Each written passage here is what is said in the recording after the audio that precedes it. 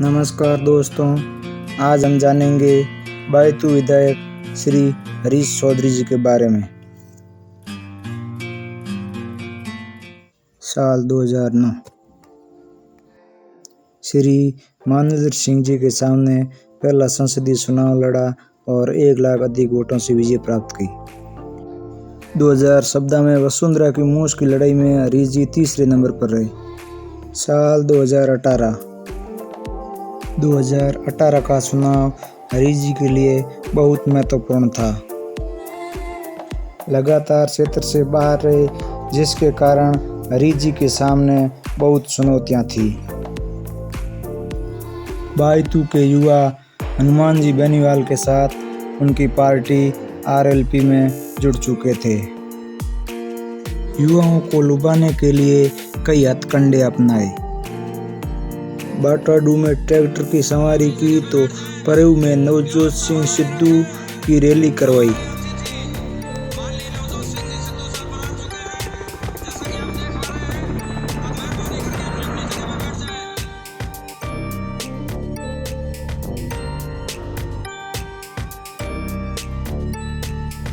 Sidhu cricketer के साथ साथ एक बेहतरीन कॉमेडियन भी है। उन्होंने अपनी कॉमेडी और शायरी से लोगों को खूब हंसाया। माननीय अडानी रोज प्रधानमंत्री को देख के कहते नाच मेरी बुलबुल के पैसा मिलेगा। कहाँ कदरदान अडानी जैसा मिलेगा। ठोको ताली ठोको, टिका के ठोको, हंस लो पर ताली ठोको। सिद्धू ने दोस्ती शिद्दत से निभाई, हरीश भाई उठो जरा, आइयो जरा। लेकिन हरीश चौधरी ने उनके साथ पंजाब में गद्दारी की। सिद्धू की रैली के बाद हरीश चौधरी काफी मजबूत हो गए और जीत दर्ज की।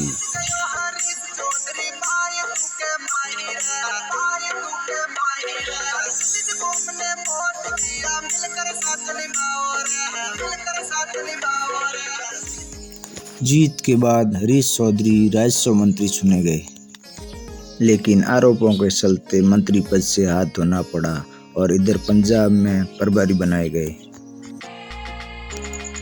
प्रभारी बनने के बाद बायतू पहुंचे तो लोगों ने जोर शोर से स्वागत किया।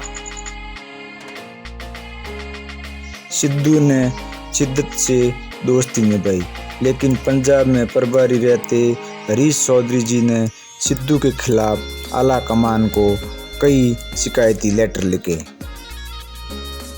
पंजाब में प्रभारी बनने के बाद सिद्धू हरीश जी के निशाने पर आ गए। हरीश जी पर कई गंभीर आरोप लगे। यहाँ तक शासन डिप्पा ने बाड़मेर के ठग कहकर समस्त बाड़मेर वासियों का अपमान किया।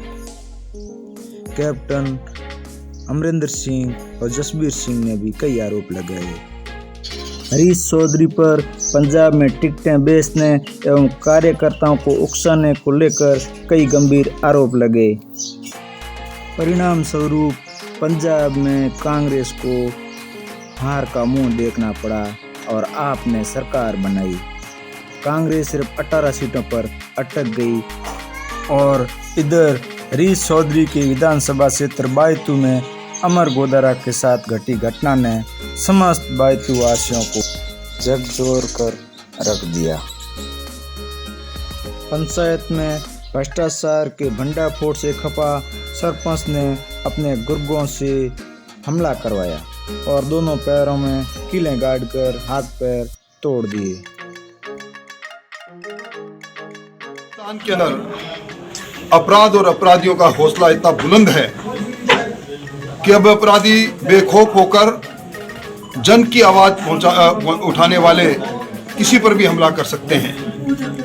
बाड़मेर के अंदर अमरा राम पर जिस प्रकार का हमला हुआ, लोमहर्षक घटना है।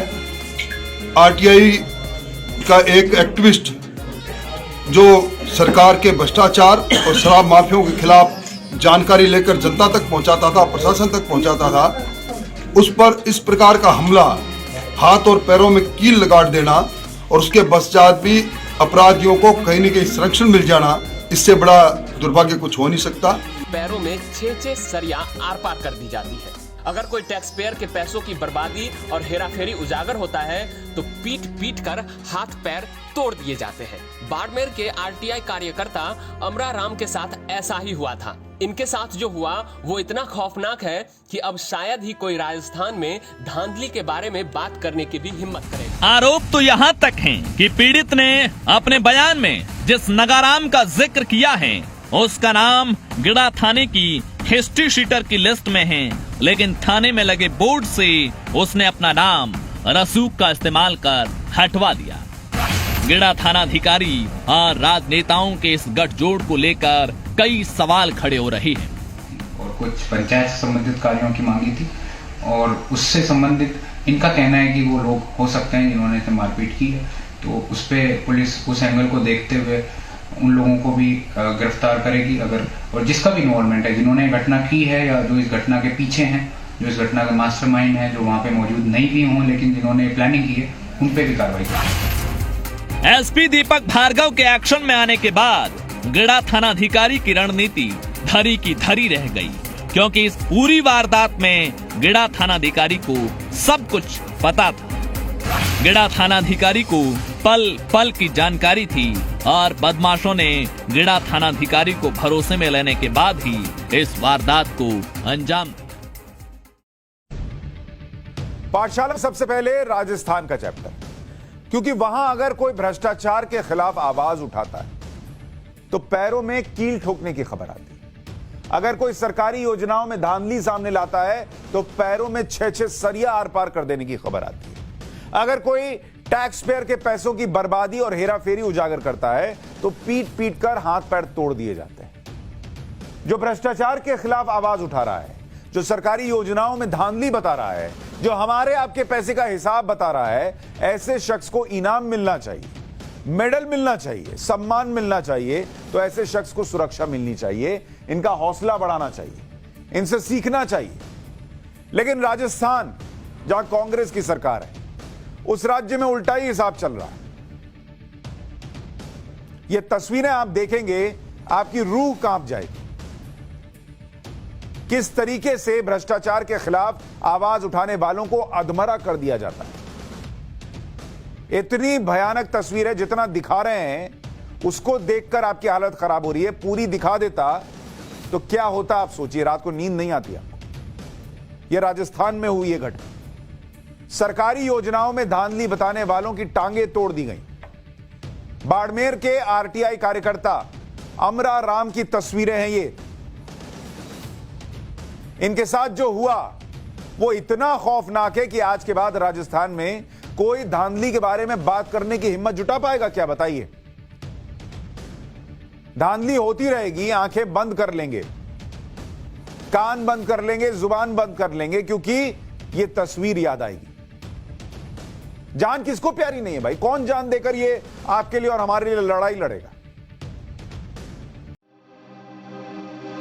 अमरा राम का मामला विधानसभा में भी गूंजा।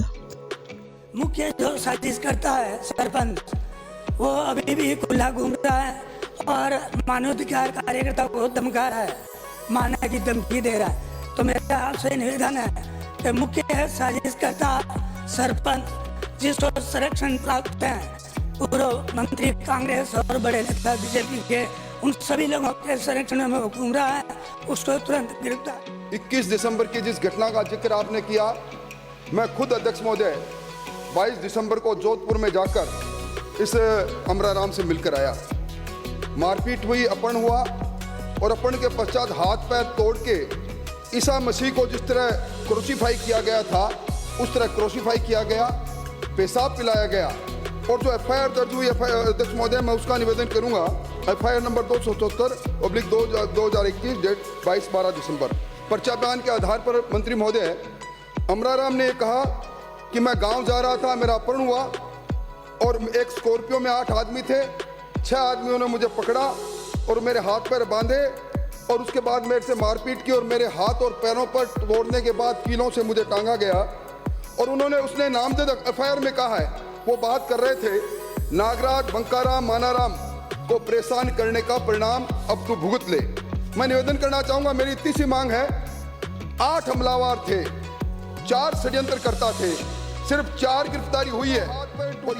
एक्टिविस्ट, आरटीआई एक्टिविस्ट राजस्थान की राजधानी में आता है, मारा फिरता है और अपने एडिशनल डीजीपी रवि प्रकाश को गुहार लगा के जाता है। पुलिस ने सिर्फ उसको जो धमकी दोबारा दी, उसने एफआईआर में भी कहा मेरे पर हमला करने से पहले मुझे धमकी दी गई, रिकॉर्ड दिया, और दोबारा जब धमकी दी गई तो मंत्री महोदय सिर्फ एक आदमी को पाबंद करके छोड़ दिया जाता है। मैं समझता हूं इसकी जांच आप सीआईडी सीबी की जगह एसओजी से करवाएं। और हद तो तब होगी जिस शिकायत के आधार पर उस अमराराम ने जो शिकायत की थी, आप अब एफआईआर दर्ज करते हो उन शिकायत के आधार पर। इसलिए मेरा निवेदन है, विसल ब्लोअर प्रोटेक्शन एक्ट की बात करने की बात मुख्यमंत्री जी करते हैं, आप इसकी जांच करवाएं, अमराराम को सुरक्षा दें और जो साजिश करता लोग हैं उनको गिरफ्तार करें, और जो फरार अभी 4 लोग उनको गिरफ्तार करें, और जिन्होंने धमकी दिया उनको तत्काल गिरफ्तार करें। अध्यक्ष महोदय, ये मेरा निवेदन है। इधर न्याय नहीं मिलने से खपा अमराराम ने रथ यात्रा निकालने का ऐलान कर दिया। अमराराम का आरोप है कि अपराधियों को हरीश चौधरी संरक्षण दे रहे हैं और उन्हें पूरी तरह बसा रहे हैं। हरीश चौधरी ने जो 2018 में वादे किए, वो वादे आज तक पूरे नहीं हुए और युवाओं का ध्यान भटकाने के लिए कभी कबड्डी खेलते हैं तो कभी कुछ। अमराराम के आरोपियों को हरीश जी ने अपनी गोदी में बिठा लिया। पंजाब में लगे आरोपों से समस्त बाड़मेर वासियों के सभी को ठेस पहुंची।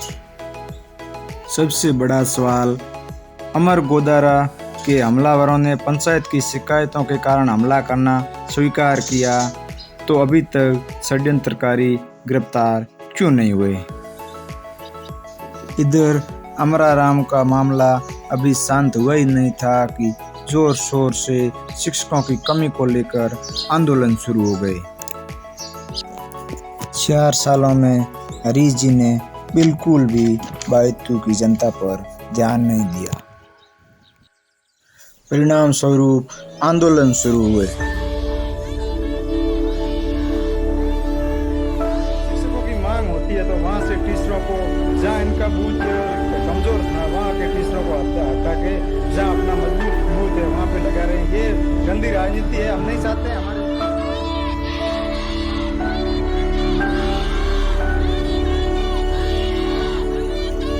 हरीश चौधरी पड़ेगा बायतू, बढ़ेगा बायतू नारे पर खरे नहीं उतर पाए।